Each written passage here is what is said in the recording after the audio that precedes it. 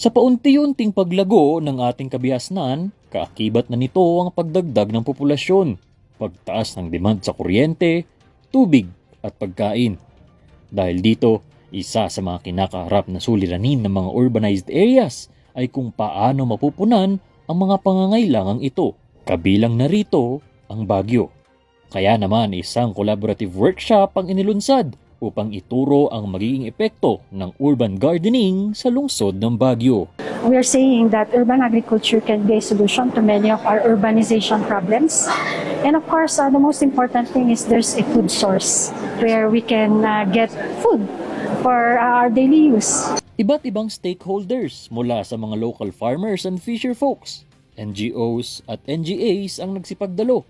Ngunit ang pinakamahalaga sa kanila ay ang mga kabataan at estudyante sa iba't ibang universidad dahil magiging malaki ang kanilang gampanin sa industriya ng pagsasaka. And that there are new ideas and new technologies towards urban agriculture.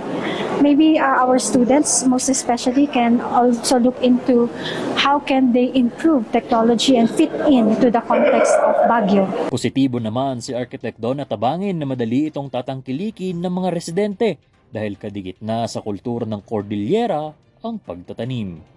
Nico Gatchalian para sa PIO Baguio Balita.